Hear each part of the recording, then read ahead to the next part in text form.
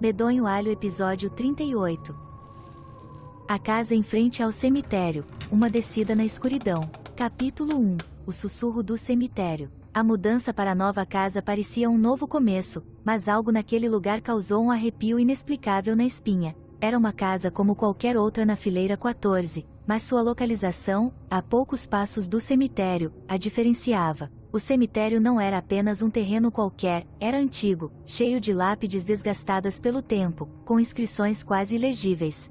Imponentes árvores que ladeavam o perímetro, seus galhos retorcidos como dedos nodosos arranhando o céu. A casa estava vazia há anos, as janelas pareciam olhos vazios olhando para os túmulos. Circulavam rumores sobre o porquê de ter sido abandonado, rumores de acontecimentos estranhos que afastaram os ocupantes anteriores. Mas eram apenas histórias, do tipo que os aldeões contam para manter as crianças na linha.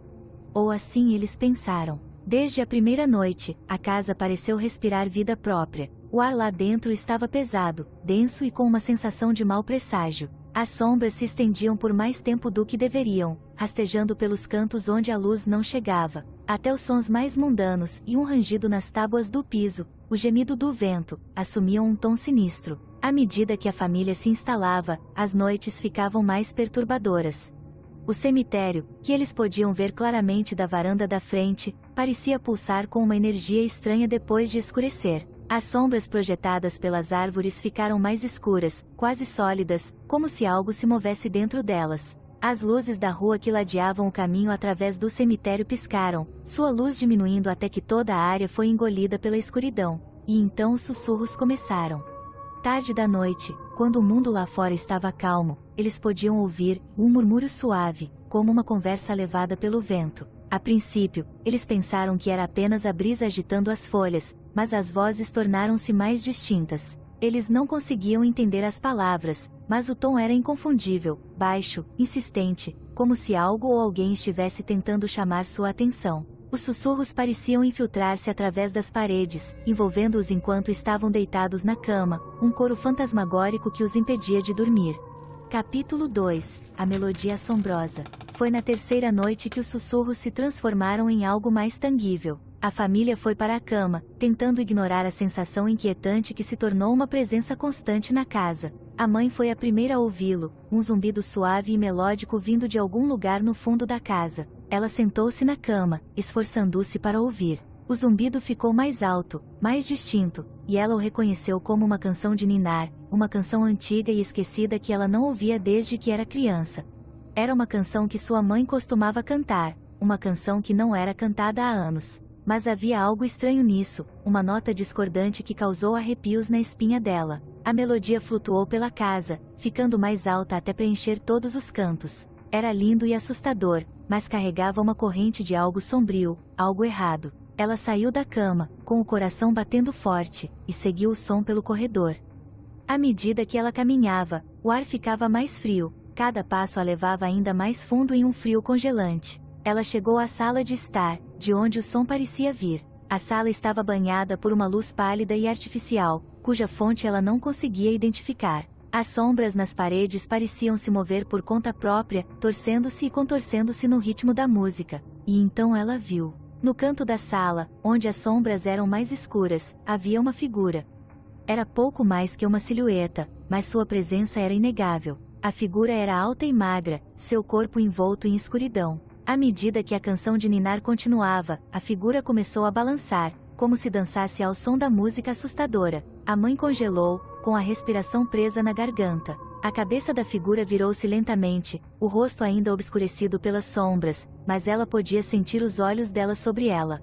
A canção de ninar ficou mais alta, mais insistente, como se a incitasse a se aproximar. Ela queria correr, acordar a família e fugir de casa, mas seus pés não se moviam. Ela estava enraizada no local, presa pela melodia misteriosa. A figura deu um passo à frente, com movimentos lentos e deliberados. As sombras pareciam ondular ao seu redor, gavinhas escuras que se estendiam em sua direção. A temperatura na sala caiu ainda mais, sua respiração saindo em lufadas visíveis de ar. A figura estava quase sobre ela agora, e ela finalmente pôde ver seu rosto, ou o que restava dele. Era o rosto de um velho, mas estava distorcido, retorcido numa grotesca zombaria da vida. Seus olhos eram órbitas vazias, sua boca um buraco de onde a canção de ninar parecia emanar. A visão foi tão horrível que ela teve vontade de gritar, mas nenhum som saiu. A figura levantou a mão, estendendo a mão para ela, e ela sabia que se a tocasse, ela nunca escaparia.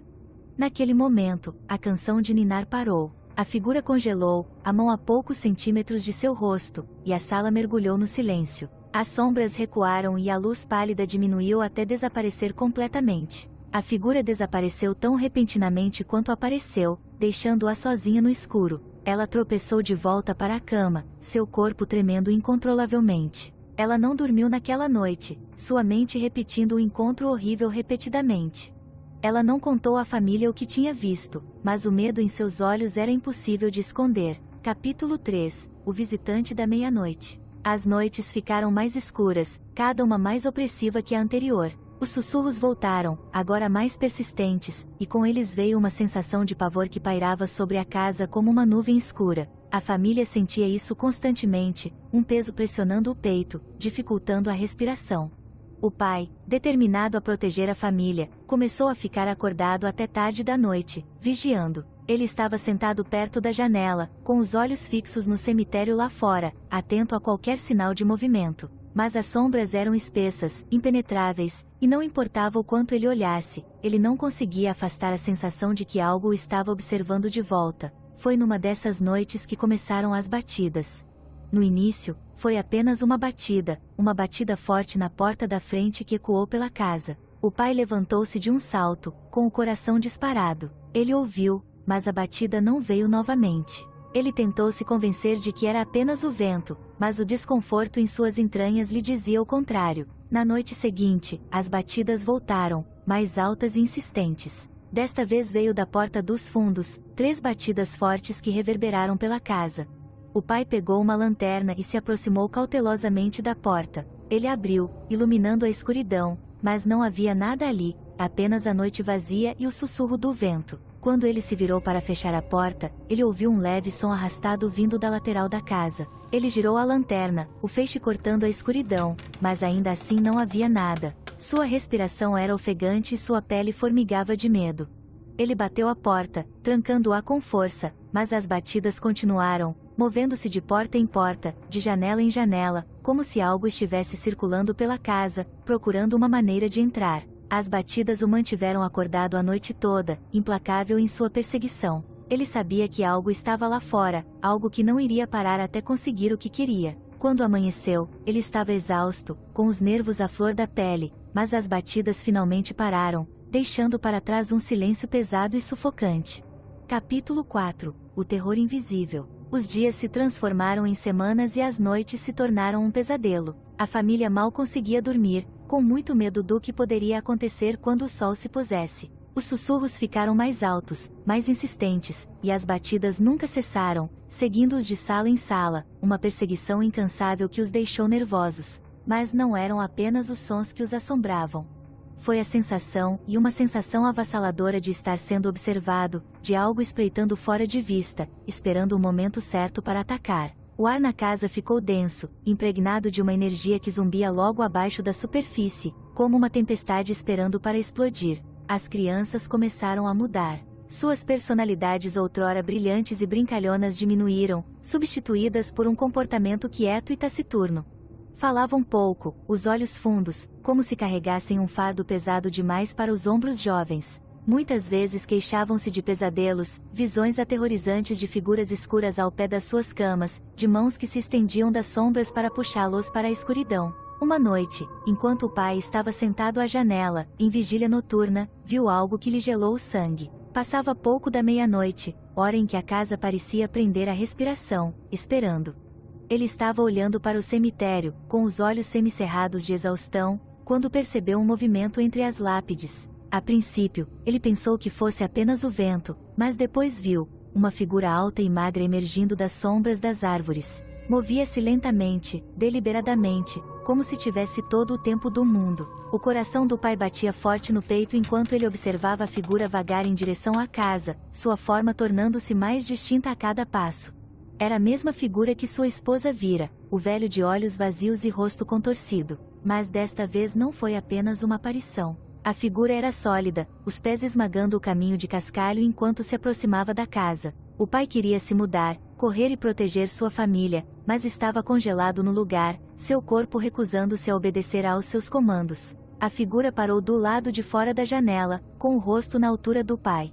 Ele olhou para ele através do vidro, as órbitas vazias perfurando sua alma. O pai podia sentir o hálito frio na pele, um calafrio que penetrava em seus ossos. A figura ergueu a mão, pressionando-a contra a janela, e o vidro congelou com um frio anormal. O pai desviou o olhar, quebrando o feitiço que o mantinha cativo. Ele cambaleou para trás, com o coração disparado, e quando olhou para trás, a figura havia desaparecido.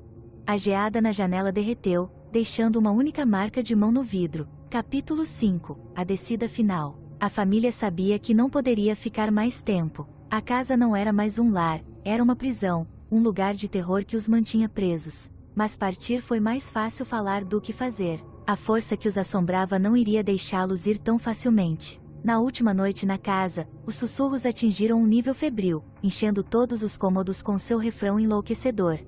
As paredes pareciam se fechar, o ar denso com uma sensação de destruição iminente. As batidas voltaram, mais altas e mais frenéticas, como se o que quer que estivesse lá fora estivesse ficando desesperado. A mãe reuniu os filhos, o coração batendo forte no peito. Eles iriam embora, para fugir o mais longe possível deste lugar amaldiçoado. Mas quando chegaram à porta da frente, ela se fechou na cara deles, as fechaduras se encaixando.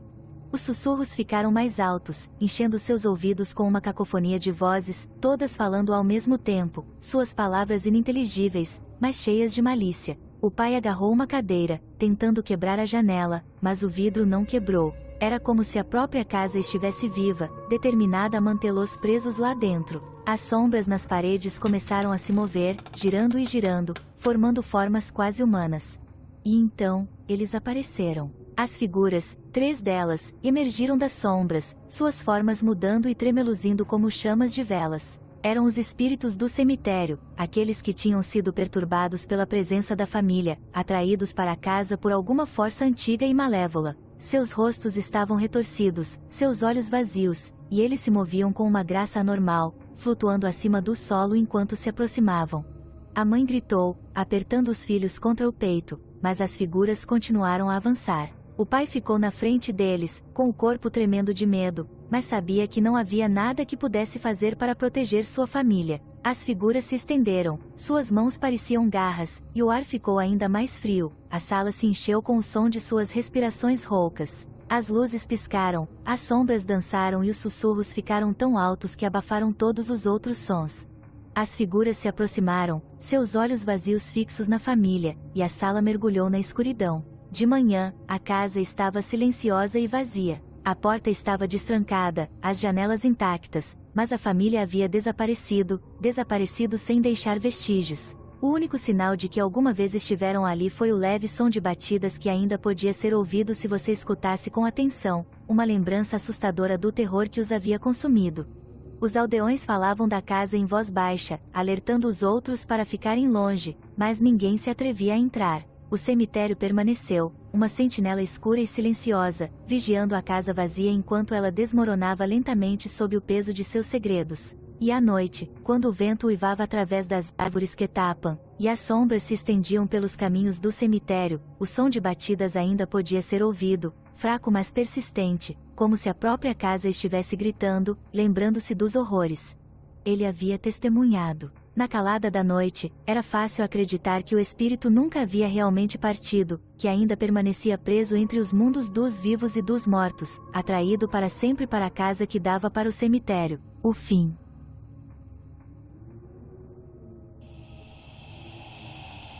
Obrigado por assistir ao nosso podcast. Se você gostou da nossa exploração de fantasmas, criaturas míticas e lendas urbanas, por favor compartilhe com seus amigos. Não se esqueça de se inscrever para mais episódios emocionantes. Até a próxima vez, meus amados ouvintes.